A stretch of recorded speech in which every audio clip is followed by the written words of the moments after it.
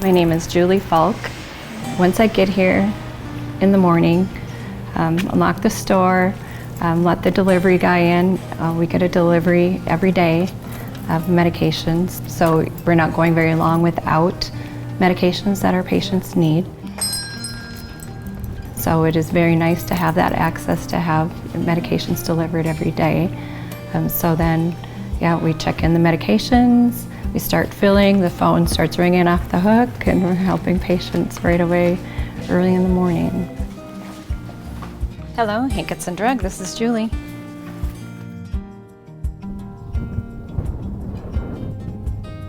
My husband and I both grew up in Lidgerwood. He farms with his family.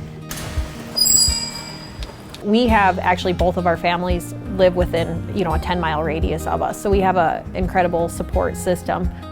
I'm Kellie Wettstein. I work at Deb's Seed Sales in Lidgerwood, North Dakota, where I'm a sales agronomist.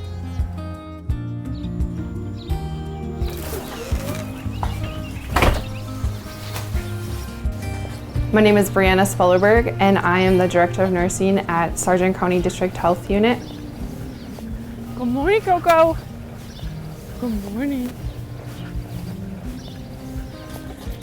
You're a thirsty girl. I actually grew up in Milner, North Dakota, so I grew up in this area, and then I moved to over by Lidgerwood, and so I've always lived in a small community my whole life. I came from a big family. I have a big family. I wouldn't want to spend it anywhere else besides in a small town. I think we live in the best part of the world. I guess our rural community has a lot to offer, not only for us, but us growing up. I mean, I never felt shorted that, I only had graduated with 20 kids in my class. And our main street in Lidgerwood is thriving. Like we have a clinic, we have a pharmacy, we have a brand new grocery store. Lumber, hardware, gas, all the things that you could possibly want and need to live in our community without having to drive out of it, as well as just the peace of mind of living in a quiet community, safe, small schools, but a lot of access to everything that our kids could want to do. I would say the strengths of the communities are definitely the bonds of the people in the communities. Somebody knows somebody, and so you look out for everybody. If somebody hasn't showed up for senior meals for a few days, somebody's gonna go check on them. It's a village, you're looking out for everybody, so I think it's important. Another one of the challenges I do think is the rural health care and those services. Like, out of all the things that I have to drive out of town for, that would be one of the biggest things. We have good general practice in our town, which most small towns don't even have that to offer. But for the specialties, we always end up out of town, and a lot of that now isn't done in Wahpeton. We end up in Fargo, and like we talked about, that's a half a day at minimum that it takes us to commute up there and go to an appointment and do all those things. Have a good day, love you. I get up in the morning, I get ready, I get the kids ready. I have a bottle calf, I feed her in the morning. Pretty much I try to get everything prepared the night before, just because with a longer commute, it's just easier if you have everything prepared beforehand. When I leave the house, I have about a 35-minute drive to my office in Foreman.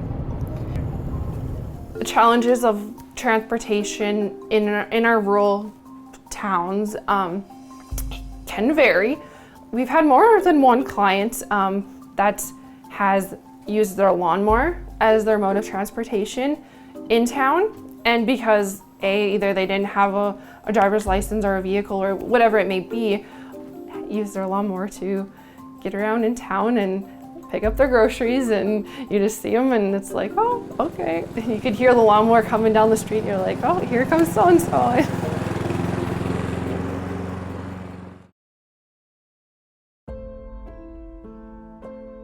We lost our son Jonah last September. He was 3.5.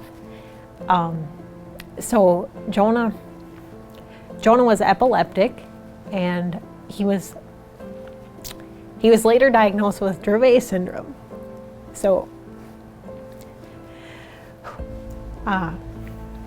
Dravet syndrome is it's a rare form of genetic epilepsy that's difficult to control. So a lot gets me every time. So a lot of times their seizures are prolonged and not easily controlled by medication. So we doctored and tried to figure a lot of things out, but with those pieces of Dravet, our local clinic came in huge. We could just go into the clinic then, and he could have, his blood draws done, urine samples, all that lab work done right in town. So you made my long commute out from home to town. That was huge for me to be able to get him up in the morning. We would just load up, go to the clinic in town. They would draw his blood. We could go back to work daycare, our day-to-day type thing, and we were in and out of there again probably in a half hour. I was so impressed through the whole journey of what we were able to do in town, and I know it was only a piece of the broader spectrum of the care that he needed, but it's a lot less stressful when you just have to go into town versus we're homebodies by nature. It comes from farming and working locally. We don't go out of town often, so if we have to pack up and go to an appointment, I feel like it adds anxiety to our kids just right off the bat, versus if we're going to town, we're always in town. Jonah used to refer to the clinic as tap tap poke, but it was in a loving context. Him and Jess, the lab tech, got along just fine. There is a lot of peace of mind in walking in the clinic. They greet you by name, ask you how you're doing, and you sit in the waiting room probably with 3 other people that you know already. I just think it eased a lot of the anxiety on our end.